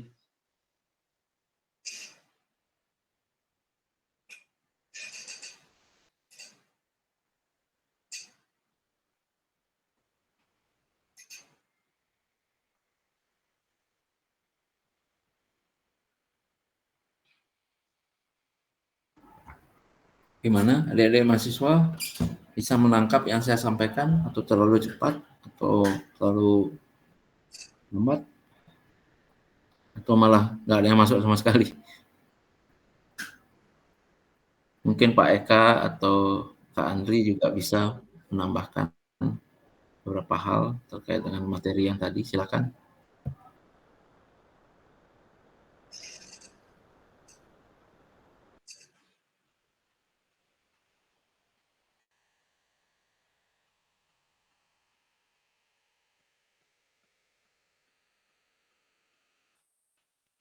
Izin menambahkan sedikit, Pak. Oke, silakan. Apa yang disampaikan oleh Pak Todi tadi, beserta dengan contoh dan juga referensi, itu adalah sebagian kecil yang menjadi panduan kita dalam perkuliahan. Pada dasarnya, mahasiswa harus tetap mencari referensi itu lagi, disesuaikan dengan studi kasusnya. Itu kan informasi dari penggunaan guideline kita dalam membuat furnitur secara umum, khususnya dalam bidang untuk menciptakan kenyamanan seperti ergonomi. Tetapi sama seperti kita mencari literasi untuk di desain interior komersil, tentunya harus disesuaikan lagi dengan studi kasus kita. Makanya harus banyak-banyak cari referensi, misalnya studi kasusnya adalah kabinet atau misalnya lemari dapur, maka carilah banyak-banyak literatur yang memberikan informasi tentang lemari dapur itu. Tidak hanya lagi ada lagi mahasiswa yang hanya ya tinggi meja hanya 75 cm. Tidak bisa sesuai itu. Jadi sesuaikan lagi dengan literatur dapur yang misalnya tinggi untuk bagian meja bawah itu 80 sampai 85 cm gitu. Ukuran meja kerja dan meja rias tentunya akan berbeda gitu. Disesuaikan lagi dengan penggunanya. Jangan lagi ada yang menggunakan ukuran general dipatok rata pada semuanya. Seperti itu.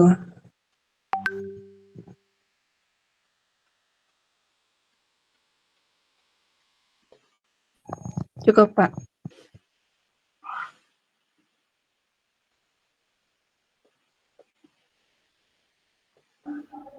Oke, terima kasih Kak Dayu. Mungkin Pak Wayan atau Pak Eka mau menambahkan, silakan.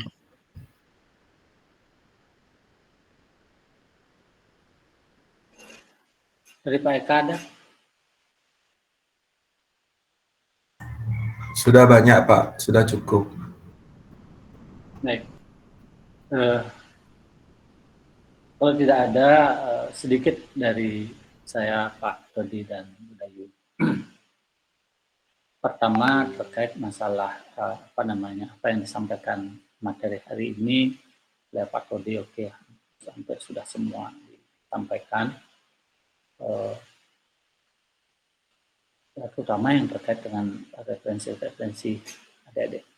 Tapi ada satu hal adik-adik, referensi itu memang penting ketika kita menggeluti dunia desain adik-adik. Tapi ada hal yang juga penting yang mesti harus adik-adik ikuti dan adik-adik pahami ya, terkait dengan perkembangan desain adik-adik, terutama khususnya desain furniture atau desain mebel. Apa yang disampaikan oleh Pak Todi tadi yang terkait dengan referensi itu bagus adik-adik, dan standarnya memang seperti itu. Tapi realita adik-adik, kalau adik-adik rajin jalan-jalan, kemudian care terhadap perkembangan desain furniture, adik-adik akan terkaget-kaget melihat realita desain furniture yang ada di lapangan. Pergeserannya luar biasa, adik-adik. Pergeserannya luar biasa. Kenapa luar biasa? Karena paradigma masyarakat tentang desain furniture saat ini itu jauh berubah. Tadi Pak Todi sudah membahas tentang bagaimana desain furniture pada zaman klasik itu ada sangat jauh berbeda dengan yang sekarang. Kalau dulu ya adik-adik, desain furniture itu memang dibuat ya sebagai suatu, selain benda yang berfungsi ya, memang dibuat sebagai suatu karya seni adik-adik. Jadi mereka karena dibuat sebagai suatu karya seni, mereka membuat betul-betul memikirkan durabilitasnya. Ketika kita bicara durabilitas, tidak lepas dari masalah material adik-adik. Jadi teori peer-to-peer itu memang betul-betul diterapkan. Jadi pertama dia harus aman, adik-adik. Kedua dia harus fungsional, dan ketiga memang harus estetik. Beda dengan sekarang adik-adik. Yang lebih ditonjolkan sekarang adalah citra adik-adik. Bagaimana dengan biaya yang rendah mendapatkan citra yang tinggi, sekalipun itu palsu adik-adik. Kalau kita amati sekarang kan banyak bermunculan desain-desain yang hanya mementingkan citra. Jadi ada sensasi palsu di sana adik-adik. Jadi itu yang dikejar, sehingga pemakainya menjadi status sosialnya menjadi tinggi. Padahal di balik itu banyak kepalsuan. Contoh adik-adik, bagaimana tampilan kitchen set begitulah. Kalau kita pilih salah satu contoh, kalau kita tampak keluarnya dari citranya itu ya luar biasa, sepertinya apa namanya sangat bersih, fungsional dan seterusnya, dari memudahkan pemakainya, membantu kita di dalam beraktivitas. Tapi pada realitanya apa yang ditampilkan itu sebenarnya hanya sifatnya terbatas.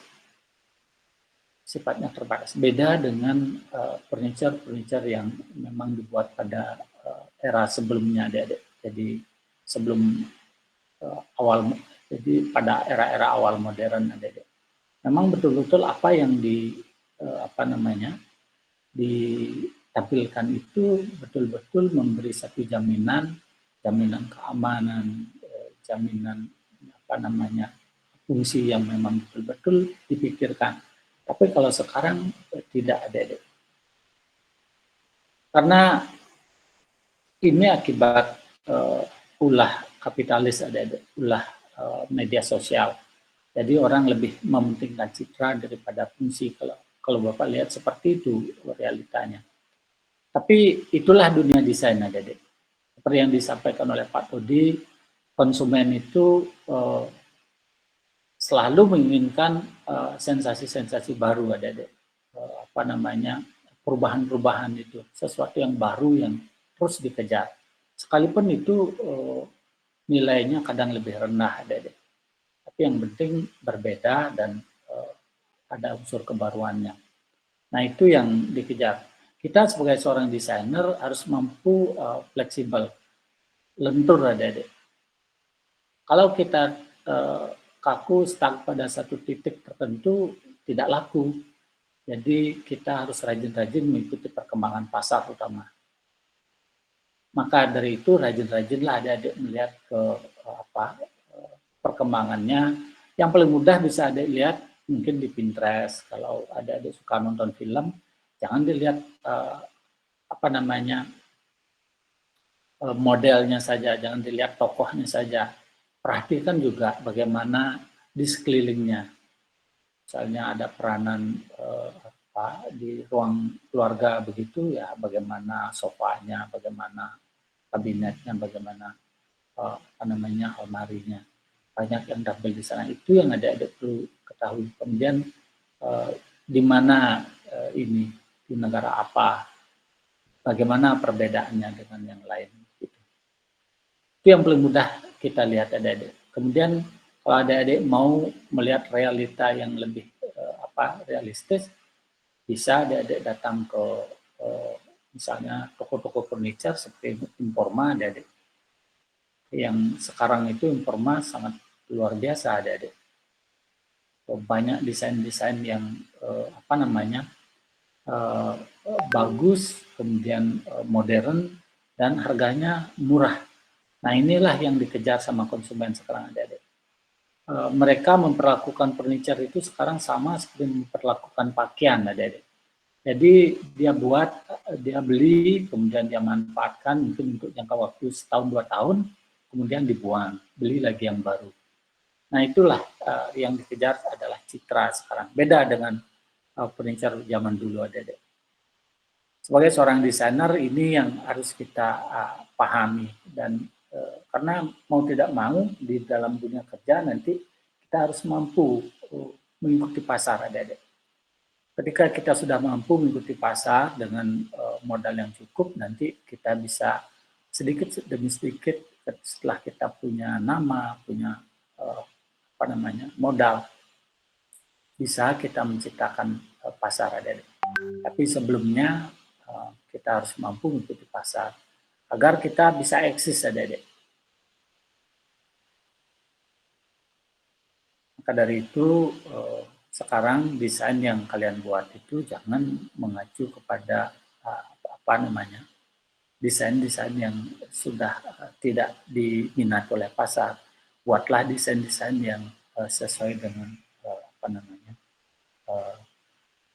yang diminati oleh pasar. Dan caranya seperti yang Bapak kasih tahu tadi. Ini kalian ini kalau Bapak lihat tugasnya, surveinya hanya terbatas sekali Adik-adik. Kenapa kalian tidak mau survei ke tempat-tempat yang sebenarnya sambil jalan-jalan Adik-adik.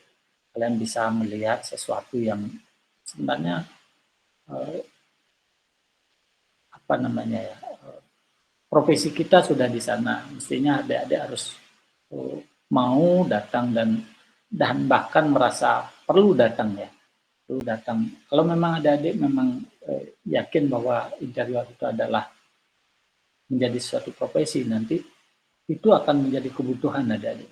Melihat sesuatu yang baru, melihat desain furniture yang baru itu menjadi satu kebutuhan. Karena ketika kita dihadapkan pada hal-hal seperti itu, kita merasa percaya diri kita, merasa oh ini bidang saya, ini yang harus saya geluti, ini harus saya perdalam. Mestinya harus seperti itu cara berpikirnya. Jangan kemudian hal-hal lain yang ditekuni, yang diprioritaskan, gitu. Ya itu yang terkait dengan materi desain furniture, ada yang terkait dengan tugas ya, terkait dengan tugas. Bapak harap kalian itu fokus pada kasus masing-masing adik-adik. Contoh begini, ada yang mendapatkan desain kalau tidak salah almari, kalau tidak salah, yang dia bahas di data literaturnya itu masalah interior. Nggak usah adik-adik, terlalu jauh. Jadi mungkin yang perlu adik tambahkan di sana sebelum fokus ke almari, barangkali pengertian tentang desain furniture, kemudian jenis-jenis almari, mungkin itu. Kemudian baru fokus almari apa. Kalau pakaian adik-adik dapat almari pakaian, ya langsung aja ke almari pakaiannya. Dan tambahannya data lapangan itu atau parameternya, adik-adik harus banyak melihat almari pakaian yang sekarang itu. Jangan melihat almari pakaian yang sudah lama, adik-adik. Desainnya sudah kuno. Era 80-an itu sudah kuno. Ya sekarang almari pakaian itu hampir didominasi oleh material-material fabrikasi ya, adik-adik. Dan biasanya desainnya memenuhi dinding ruang. Di hal-hal seperti itu lebih banyak harus ada dilihat, karena sekarang kan harga per meter persegi ruang itu luar biasa tinggi ya, adik-adik. Nah di sanalah kita harus mampu memanfaatkan ruang itu semaksimal mungkin sehingga apa yang kita tawarkan kepada konsumen itu betul-betul bermanfaat, memang bisa memberi nilai tambah adik-adik. Dan kemudian justru apa yang kita tawarkan itu menjadi beban bagi konsumen. Itu yang tidak benar. Begitu juga sebaliknya kalau yang mendapat band misalnya dengan nakasnya, silahkan adik-adik survei di yang informa banyak sekali, ada band yang bagus-bagus ada dan desainnya biasa ya. Jangan kemudian terpaku kepada satu desain. Jadi parameter itu penting ada. Karena parameter itu biasanya lebih up to date daripada referensi yang ada di buku-buku ada. Jadi kalau adik-adik mau ya lihat itu yang lebih banyak sehingga perkembangannya karena diketahui sejauh mana sampai hari ini. Begitu. Dan itu yang terkait tugas adik-adik. Silakan nanti ketika sudah dapatkan data literatur, data lapangan dan parameter, lanjutkan ke analisis, kemudian mulai ke tugas individu adik-adik. Itu yang tambahannya dari saya adik-adik. Waktu dikembalikan ke Pak Todi. Terima kasih Pak. Oke, terima kasih Pak Yan sudah menambahkan banyak hal. Bagi mahasiswa ada lagi pertanyaan?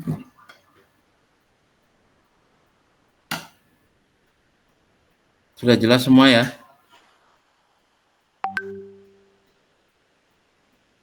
Baik, kalau memang sudah jelas, saya juga tidak mau berlama-lama bicara saja. Kita lihat saja hasil yang bisa kalian sampaikan nanti pada tugas ya. Jadi ini mata kuliah praktek, jadi ya tentunya praktikalnya harusnya memang lebih dominan ya. Jadi mungkin untuk hari ini kita cukupkan pertemuan teorinya ya Pak Yan. Oke, silakan Pak.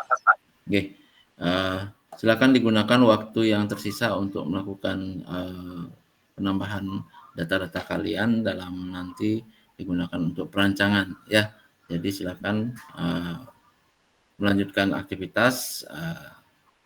Terima kasih untuk Bapak-Bapak dan Ibu Dayu yang sudah hadir dan seluruh mahasiswa yang sudah mengikuti perkuliahan hari ini. Selamat siang dan terima kasih.